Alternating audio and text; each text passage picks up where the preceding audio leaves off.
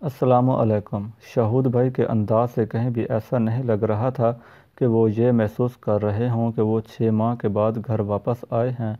انہوں نے سگریٹ سلگایا اور کہنے لگے، یار میں نے اپنی جنگلی سے زمین کھودی تو اس میں سے کوئی تھا جو بالشت بھر کھدائی کے بعد باہر نکل آیا، مانو جیسے کسی لئیم شہیم آدمی کو جادو سے بالشت بھر بنا دیا ہو۔ ناک، نین، نقش، سارا بدن جیسے ایک دم نقشق سے درست۔ میں تو دیکھ کے دنگ رہ گیا اور پھر وہ بڑی روانگی سے گفتگو کرنے لگا۔ پہلے تو میں حیرت کے مارے گنگ رہ گیا، یا اللہ یہ کیسا جادوئی تماشا ہے، مگر پھر مجھے مارگریٹ نے یقین دلایا کہ یہ جیتا جاگتا انسان ہے، اس سے باتیں کرو۔ شہود بھائی مجھے بتانے لگے، پھر وہ مجھے اپنی دنیا میں لے گئے۔ یار کیا وہ دنیا ہے، تم سوچ سکتے ہو نہ تصور کر سکتے ہو، ایک ایسی دنیا جو اس دنیا سے شاید 100 برس یا پھر 200 برس آگے ہو۔ شہود بھائی کی ذہنی روح ایک بار پھر بھٹک گئی۔ میں نے دلچسپی سے پوچھا، تو مارگریٹ کون تھی؟ اس دنیا کی حور جو کسی مقصد کے بغیر عطا ہو گئی؟ تم مذاق اڑا رہے ہو میرا؟ وہ ناراضگی سے بولے۔ نہیں، میں تو آپ سے جل رہا ہوں، میں نے بڑے سادہ سے انداز میں کہا۔ یقیناً مارگریٹ بہت حسین و جمیل ہوگی، اس میں تو کوئی شک نہیں، انہوں نے کہا۔ مارگریٹ کے نام سے ان کی آنکھوں میں چمک آ گئی۔ وہی نہیں، اس کی ساری بہنیں خوبصورت ہیں۔ بہنیں؟ میں ششد رہ گیا کہ بات کچھ پاگل پن سے آگے بڑھ رہی تھی، مگر ان کی باتیں بہمی طور پر مربوط تھیں۔ ہاں، وہ گہری سانس لے کے بولے، وہ 7 بہنیں ہیں، بال برابر فرق نہیں۔ میں نے ہم شکل جڑواں بہنیں دیکھی ہیں، مگر 7 ہم شکل نہیں، ہم آواز، ہم نقش، ہم رنگ، اور بالکل ایک جیسی آواز، ایک جیسی مسکراہٹ۔ جیسے شہود بھائی چپ ہو گئے، جیسے کوئی موضوع تشنہ ڈھونڈنے لگے ہوں، جیسے ایک لڑکی کے ساتھ عکس ہو، جیتے جاگتے، حرارت سے بھرپور۔ میں نے حیرت سے انہیں دیکھا۔ وہ کہنے لگے، پھر ان کے نام بھی ایک مگر نمبر مختلف، مارگریٹ 1 2 3 4 5 6 7۔ انہوں نے کہا، تو آپ انہیں نمبر سے پکارتے تھے؟ میں نے سوال کیا۔ ہاں، انہوں نے جواب دیا، وہ آپس میں سب ایک دوسرے کو پہچانتی تھیں۔ میں نے کبھی نہیں دیکھا کہ انہوں نے ایک دوسرے کو مخاطب کرنے میں ذرا بھی اشتباہ محسوس ہوا ہو۔ ہاں، میں مارگریٹ 1 2 کر کے ہی پکارتا تھا۔ سچی میری تو آنکھیں چندیا جاتی تھیں انہیں دیکھ کے۔ کیا وہاں سبھی لوگ ایسے تھے، ایک جیسے؟ ہاں، انہوں نے جواب دیا۔ تم نے چوزوں کا انوہیٹر دیکھا ہے؟ جب مشین میں سے چوزے نکلتے ہیں تو رنگ پیلے پیلے، لال سی چونچ اور پیلے پیلے چمکدار پنجوں والے چوزے، تب تم ان میں سے کوئی مخصوص چوزا شناخت نہیں کر سکتے، وہاں ایسے لوگ پیدا ہوتے ہیں۔ شہود بھائی، میں نے سرسراتے لہجے میں پوچھا، آپ وہاں سے واپس کیسے آئے؟ واپس کیسے آیا؟ وہ میرا سوال سن کر سوچ میں پڑ گئے، پھر تھوڑی دیر بعد بولے، بس یار، وہ ایک غلطی ہو گئی، میرے پروگرام میں گڑبڑ ہو گئی تھی۔ وہ بولے، پھر ایک دم چپ ہو گئے۔ میں تھوڑی دیر ان کے بولنے کا انتظار کرتا رہا، پھر میں نے بے چینی سے پوچھا، شہود بھائی، آپ وہاں سے واپس کیسے آئے؟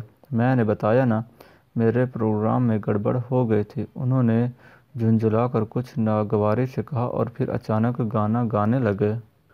ان کی آواز نہایت پرسوز تھی، وہ ایک ہی بول دہراتے جا رہے تھے، پھر اچانک انہوں نے سامنے پڑی میز پر دونوں ہاتھوں سے طبلہ بجانا شروع کر دیا، ساتھ ساتھ وہ چٹکیوں سے بھی تال بھی دے رہے تھے۔ شہود بھائی نے کبھی ساری زندگی گانا نہیں گایا تھا، ان کی آواز بڑی پاٹ دار تھی، مگر اس وقت جو آواز ان کے گلے سے نکل رہی تھی، میں دعوے سے کہہ سکتا ہوں کہ وہ کسی بھی بڑے کلاسیکل گویے سے کم نہیں تھی۔ میں ہی نہیں، دروازے میں کھڑی سلطانہ باجی اور تینوں بچے بھی انہیں آنکھیں پھاڑ پھاڑ کر دیکھ رہے تھے۔ اچانک ان کی بڑی لڑکی تالیاں بجاتی ہوئی اندر آئی اور بولی، بہت اچھے پاپا، کوئی دوسرا گانا سنائیں نا۔ اچھا، انہوں نے خوش دلی سے کہا اور سلطانہ باجی کی طرف دیکھ کر ایک مشہور رومانی گانا گانے لگے۔ وہ بڑے جذبے سے گا رہے تھے اور ہم ان کو حیرت سے دیکھ رہے تھے، سمجھ میں نہیں آ رہا تھا کہ شہود بھائی پاگل ہیں یا ہم۔ وہ شہود بھائی جو ایک مصرعے کا بھی حلیہ بگاڑ دیتے تھے، مشہور نغمے گا رہے تھے، اور حیرت انگیز بات یہ تھی کہ ان کی آواز ایک ردھم میں تھی جس میں ایک غدار تھا۔ وہ نہ محمد رفیع تھے، نہ شمشاد بیگم، نہ طلعت محمود، یہ خود شہود بھائی تھے۔ الہی، یہ ماجرا کیا ہے؟ شہود بھائی کس دنیا میں چلے گئے تھے اور کہاں رہے تھے؟ ان کی یہ کایا پلٹ کیسے اور کیوں کر ہوئی تھی؟ ہم سوچ رہے تھے اور شہود بھائی آنکھیں باندھ کیے بڑے جذب کے عالم میں گا رہے تھے۔ تینوں بچے ان کے گرد حلقہ بنائے بڑی دلچسپی سے سن رہے تھے۔ کیا تمہاری سمجھ میں کچھ آیا؟ رومی نے مجھ سے پوچھا۔ نہیں، میں نے جواب دیا۔ بہت سے ایسے حادثات ہوتے ہیں جن کی وجہ سے انسان کی خفیہ صلاحیتیں بیدار ہو جاتی ہیں، مگر یہاں معاملہ وہ نہیں ہے، رومی نے جواب دیا اور کہا، میں نے ساری باتیں ریکارڈ کر لی ہیں، اب ہم ان کو دوبارہ سن کر اطمینان سے تجزیہ کرتے ہیں۔ لگتا ہے کہ تم بھی رپورٹر کی ناک سے واقعات کو سونگھنے کی عادی ہوتی جا رہی ہو۔ تمہیں معلوم ہونا چاہیے کہ میں نے کرائم کی دنیا کو بہت قریب سے دیکھا ہے۔ اس نے ہاتھ اٹھا کے مجھے ٹوکا۔ ہم سلطانہ باجی کے گھر سے واپس آ گئے تھے اور اس وقت اپنے بیڈ روم میں لیٹے باتیں کر رہے تھے۔ نوال مزے سے سو رہی تھی۔ میں کافی بنا کر لاتی ہوں جب تک تم دوبارہ شہود بھائی کی گفتگو سنو۔ اس نے اپنے فون کا اسپیکر آن کر دیا اور خود کچن میں چلی گئی۔ ہماری آوازیں گونجنے لگیں۔ میں بڑی توجہ سے شہود بھائی کی باتیں سننے لگا۔ ابھی گفتگو گانے پر آ کر ختم ہی ہوئی تھی کہ رومی کافی لے آئی۔ کہیں بھی رابطہ غیر دماغی کی کیفیت نہیں۔ میں نے کافی کا مگ ہاتھ میں لیتے ہوئے رومی کی طرف دیکھ کے کہا، اور توجہ طلب بات یہ ہے کہ شہود بھائی نے یہ کہا کہ بس ایک غلطی ہو گئی تھی جس کی وجہ سے میرے پروگرام میں گڑبڑ ہو گئی۔ وہ بولی، یہی نکتہ قابل غور ہے۔ شہود بھائی پڑھے لکھے ہیں، انہوں نے اپنی غلطی کو پروگرام میں گڑبڑ سے کیوں تشبیہ دی؟ وہ جیتے جاگتے انسان ہیں، کوئی روبوٹ نہیں، نہ ہی کوئی کمپیوٹر جو انہیں پروگرام کیا جا سکے۔ میں نے اس کی تائید میں کہا، میرا خیال ہے کہ ہمیں کسی نیورو سرجن یا فزیشین دونوں ہی سے رائے لینا چاہیے۔ رومی بولی، تم ٹھیک کہہ رہی ہو، لیکن اس میں سلطانہ باجی کی مرضی بھی ضروری ہے۔ ان کی معاشی معاملات سے مشکلات کا شکار ہیں، پھر وہ آج صبح ہی تو واپس آئے ہیں، 2-4 دن گزرنے دو، پھر اس معاملے میں کچھ کرتے ہیں۔ میں نے کہا، ٹھیک کہہ رہے ہو۔ رومی نے کافی کا مگ مجھ سے لیا اور کچن میں رکھنے چلی گئی۔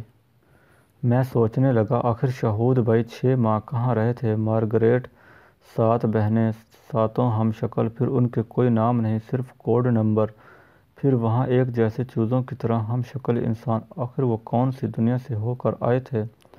میں ہرگز تو ہم پرست نہیں تھا اور نہ ہی جادو ٹونے کو مانتا تھا۔ پھر جو گفتگو شہود بھائی کر رہے تھے وہ کسی دلچسپ کہانی کی طرح مربوط تھی۔ کیا سوچ رہے ہو؟ رومی نے مجھ سے پوچھا۔ یہی کہ شہود بھائی کو کیا ہوا؟ میں نے جواب دیا۔ رومی نے میرا بازو سیدھا کیا اور اس پر اپنا سر رکھتے ہوئے بولی، اگر میں کوئی کلیو دوں تو مجھے کیا انعام ملے گا؟ کیا مطلب؟ میں نے حیرت سے پوچھا۔ بڑے میاں، اس نے پیار سے مجھے دیکھا، بس یہ پتہ لگاؤ کہ گم ہونے سے پہلے شہود بھائی کن لوگوں سے مل رہے تھے اور خصوصاً کن اسٹوری پر کام کر رہے تھے۔ مگر وہ تو شوبز اور سوشل ایشوز کرتے تھے۔ میں نے حیرت سے کہا، ایک چہرے پر کئی چہرے سجا لیتے ہیں لوگ؟ رومی نے گنگنا کے کہا۔ میں حیرت سے اسے دیکھتا رہ گیا۔ اس نے ایک بہت ہی اہم نکتے کی جانب میری توجہ مبذول کرائی تھی۔ سچ کہہ رہی ہو؟ میں نے کہا۔ صبح ہوتے ہی پہلا کام یہی کروں گا۔ میں نے کہا، چلو اب سو جاؤ، رومی نے کہا اور آنکھیں بند کر لیں۔ میری آنکھ ٹیلی فون کی بیل کی آواز سے کھلی۔ میں نے دیکھا سرہانہ رکھا فون بج رہا تھا اور کمرے میں کوئی نہیں تھا۔ ہیلو، میں نے کروٹ بدل کے فون اٹھایا۔ ابھی تک سو رہے ہو؟ دوسری طرف سے فرحان کی آواز سنائی دی۔ فرحان میرے ساتھ ہی کام کرتا تھا۔ ہاں، ابھی تمہارے فون ہی سے آنکھ کھلی ہے، کہو کیا بات ہے؟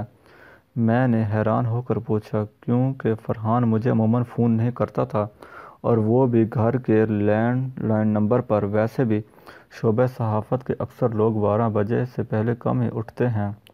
یار، ایک مسئلہ ہو گیا ہے، اس میں تمہاری مدد کی ضرورت ہے۔